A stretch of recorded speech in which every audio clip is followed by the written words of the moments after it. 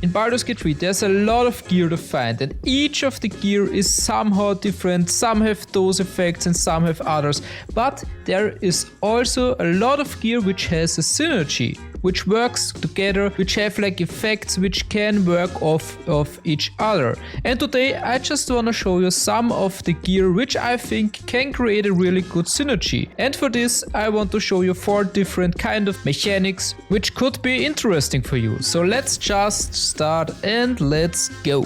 So first off we have an ice mechanic where we basically deal cold damage to them, and if we do, we will create a circle of ice on the ground, and if they run over it, they may slip over it and fall prone, which is first off absolutely hilarious, but second off also just good because we gain advantage on attacking them in the following turn. The second thing which we can do is when we attack them, we have items where we inflict 2 turns of encrusted with frost onto the enemies, where if we manage to pump this up to 7, we may freeze them for 2 turns, which is amazing. But I have to say it's not the best thing here, because if they manage to succeed in a saving throw, the condition just disappears, and I don't understand why, because it takes a little bit of time to even get the 7 stack, so why can't we just freeze the enemies? But it is what it is. I just want to show it to you that it is possible to freeze them and make them completely useless for 2 turns.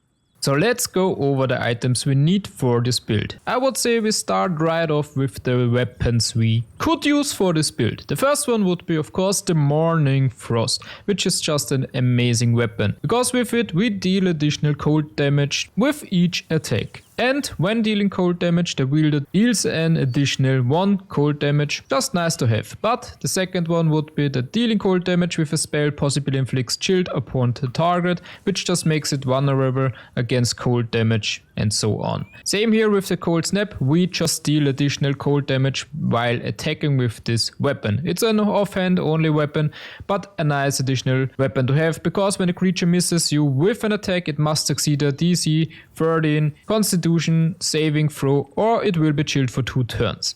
But the main thing here is, so that this to work, we need the Snowburst Ring, because when we deal cold damage, we create a 4.5 meter circle around the target. And this is the thing where we make it possible that the targets or just the enemies slip all the way through this world, and we don't, because we have boots which will deny this effect onto us. Because with this integrating Nightwalkers, we can't slip on grease or ice. So we are perfectly fine to run over the ice without anything happening. But that's not all the stuff. We still have 2 more items. The first one would be the Cold Brim Head. Because there, once per turn, any condition inflicted on a target also applies 2 turns of encrusted with frost. This is the thing which we need to make an enemy frozen. Then the second one would be the Winter's Clutches, where when we deal cold damage, we inflict 2 turns of encrusted with frost upon the targets.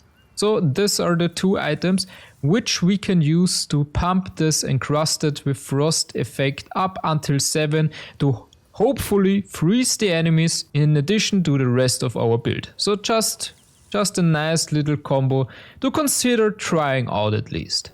So the next mechanic is a pretty straightforward one, but absolutely amazing. Because with this one we just use equipment which inflict radiating orbs onto our enemies, because with radiating orbs the enemies get -1 to attack rolls per remaining turn. So if we pump this all the way up as high as we can, as fast as we can, the enemies basically won't hit us anymore, because they have such a huge disadvantage on hitting us. So that's basically it. We just debuff the enemies as much as we can, and it's a really nice and easy mechanic to use. So to make this mechanic work, we of course need some items. The first item, which is really important, is the Luminous Armor, because with this one here, when the wearer deals radiant damage, they cause Radiant Shockwave, and Radiant Shockwave inflicts radiating orbs in a 3 meter radius. So we don't only have to use equipment which inflicts radiating orbs, we can now just deal radiant damage to cause this. So for example, play a paladin, make radiant smite attacks, and you can inflict a radiant orb, for example, or just radiant spells, whatever. Then the luminous glows. When the wearer deals radiant damage, receive 1 turn of radiant orb. Just another item which stacks this up. Then if we go to our ring, the coruscation ring, when the wearer deals spell damage while illuminated by light source, they also inflict radiating orb upon the target. So you see this, we just stack this up just in an easy way. Then for our weapon, we could just use this one here, the Sacred Star, because with this one, we first off deal radiant damage on an attack, and when we attack, we inflict 1 turn of radiating orb upon the target. So it's just double trouble, absolutely amazing. Then we also could use a crossbow, and that would be the Fabricated Arbalest. Because with this one here, we get 2 spells. First off, the Illuminating Shot, where we once again inflict 1 turn of radiating orb upon the target. Just absolutely amazing. And as the second one, the Dazzling Ray, where we deal 4d10 radiant damage, which once again inflicts the enemy with an radiating orb and just deals absolutely amazing damage. So this is basically it. Those are just the main items. The rest you can just fill with whatever you want. But those are the main items to make this mechanic work. I also made a video about this if you want to watch it. It's like a tank cleric build where I make a whole build with this. So the next mechanic will be a heat mechanic, where we basically make ourselves burn and can use the heat we created to induce our next attack and deal additional fire damage to the enemies. I will explain it to you with the items, which I think is the best way for this. The first one would be the Cinder Shoes. And as you can see here, whenever you burn an enemy, you gain 2 turns of heat. But what does heat mean? We take 1 to 4 fire damage each turn, but we can use heat convergence, which just means that the next time we deal fire damage, we can consume our heat and deal an additional 1 fire damage for every return of heat remaining. So basically we will probably use this every time we have like 6 turns or 7 turns remaining, because we do 6 or 7 additional damage. So how can we stack this up? This is the first one, whenever we burn, so like burn spells or something else. But we also have the gloves, where whenever we deal fire damage, we gain 2 turns of heat. So an additional thing where we can gain heat. The next one would be the Fire Heart. Whenever we take fire damage dealt by another creature, we gain 2 turns of heat. Next off would be the Ring of Self-Immolation, where we get this spell, where we basically can set ourselves on fire and gain once again heat. But we also have a weapon, the Hellfire Great Axe, where we deal 1d6 fire damage. So whenever we deal damage with this weapon, we gain 2 turns of heat. And you can imagine if we deal damage with this one here, and in addition to the gloves, where we deal fire damage, we can do 2 turns of heat. So with one attack we gain like 4 turns of heat, which we just can use in the next turn and deal 4 additional fire damage. But you maybe think, isn't it a little bit stupid that we set ourselves on fire? Basically, yes, but there are like things like resistance to fire damage, or as you can see here, I have an armor here. It is a late game armor, but the Helter's armor here, for example, when we succeed a saving throw, the caster receives burning for 3 turns, where we once again burn ourselves, which is amazing in this case, for example. And we get the Prime Aegis of Fire, where there is resistance to fire damage and cannot be burned. We take 3 less damage from all sources, so this would be a nice armor for this kind of mechanic. And for an early game weapon or an earlier weapon, there's also the Dynamo Axe, where we also gain 2 turns of heat whenever we deal damage with this weapon. And that's it, that's the whole build. It's not the strongest in this world, but I think it's a nice mechanic, and maybe it brings a little bit of fun, since there are so many builds out there, and even I did builds which are more in the direction of it's just strong and you can do much damage with this and that. But I think some little mechanics where you can use items which work together are just fun to use. even if they are not the strongest. You could also use this, for example, for a Draconic Sorcerer, where you blast out your Scorching Rays and deal fire damage the whole time, and then just basically add every turn the 5, 6, 7 additional fire damage to each attack. So it's just basically a nice addition if you want to play it. So the last mechanic is about the lightning charges, because with the lightning charges we have +1 to attack rolls and deal an additional 1 lightning damage, but that's not the main thing. The main thing is if we gain 5 charges, they are consumed the next time you deal damage, and you deal an additional 1 to 8 lightning damage, which is amazing because there are a lot of items which have a lightning charge synergy.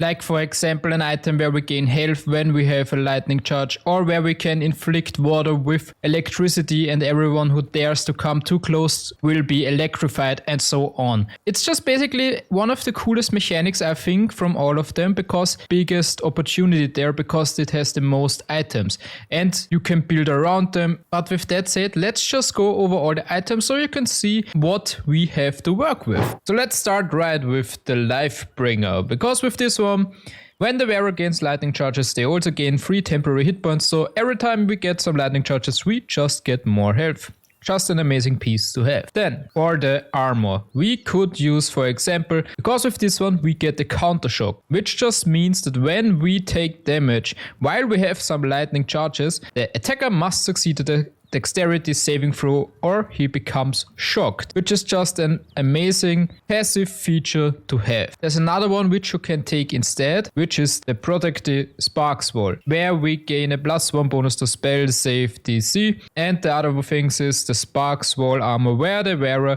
has a +1 bonus to armor class and saving throws as long as they have lightning charges. In my opinion, the Jolty Vest is better because it's just a nice reaction where we can shock enemies, but just something to consider. Then, for the gloves, we can have the Sparkle Hands, where, first off, on a hit with an unarmed attack, the wearer gains 2 lightning charges, which I would just want to right away say something to it, because we have the Sparky Points weapon, where when we deal damage using this weapon, we gain 2 lightning charges. And what you could do, for example, you could make a throwing build and create a weapon bond with this one here. So every time you throw it, it comes back to you. So you basically get with this and the Sparkle Hands 4 lightning charges with 1 throw. Because if you throw a weapon, it will count as an unarmed attack. So this could be already a nice synergy. Then the second part is, while imbued with lightning charges, attacks against metal constructs and foes wearing metal armor gain advantage. Just nice addition to have. But then let's go to the boots. For this one, the water sparkles are my favorite, because when we stand in water during combat, it becomes electrified. And if the wearer starts the turn on an electrified surface, they gain 3 lightning charges, which is amazing, because this is what I think is the funniest build, to just make water electrified and do your thing in this area. But of course, you could also use the Speedy Light Fit if it fits your idea better, where we, if we use a dash or take a similar action during combat, we gain 3 lightning charges and we have athletics +1. So just a variation between those two. Just decide what you rather want. Then we got the Blast Pendant, where we get the Lightning Blast spell. And with this one here, we can strengthen our next lightning spell or cantrip.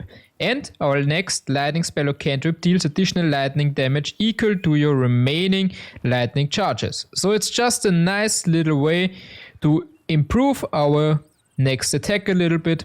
Just something to consider. Then next off, absolutely a must-have, the Sparks Wall, because we can't be electrocuted, which is important. Then let's go to the shield, because there we have the real Sparky Sparks Wall, which is just a nice little armor class addition, but we get the Lightning Aura spell, where we can consume 3 lightning charges and release a blast of electricity that damages and jolts nearby enemies, which is also nice because it lasts for 3 turns and everyone takes 1 to 4 lightning damage each turn and can take reactions. Just nice to have and you use in certain situations. Then for the weapons, we have 2 left. The first one here, the spell Sparkler, which is a must-have weapon if you want to use it in a spellcasting variation of this build, because when the wielder deals damage with a spell or cantrip, they gain 2 lightning charges. So this is basically the magic type of this whole mechanic. Then the last one would be just the jolt shooter,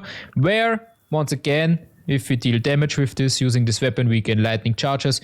Just an additional weapon. You could also just equip this and swap between then whatever you want, but this is the last one here. You can see this mechanic has the most of them, so you could build probably the best around this mechanic because it just has the most things to it. But that's mainly it. I just wanted to show you some of the mechanics I found interesting and I tried out and found fun to use, some better than the others. But I'm also curious if you, for example, have ideas how you could make an insane build with, for example, the heat build. Because if I'm honest, I didn't manage it yet to make it really, really good so that I would take it rather than the lightning charge build or the radiating orb build. It's just, in my opinion, not as good as those two, but I think some of you will probably tell me different with some ideas, and I'm looking forward to them. But otherwise, that's it. 4 little mechanics just to consider, or maybe just to try out and see if it fits your game style and if it's fun to use. Then just try it out for a little bit longer and try to build around it. But that's basically it. 4 little fun mechanics, and I'm out. Thank you for watching. I hope it was somehow enjoyable, and I'll see you next time. Have a nice day, night, whatever, and bye.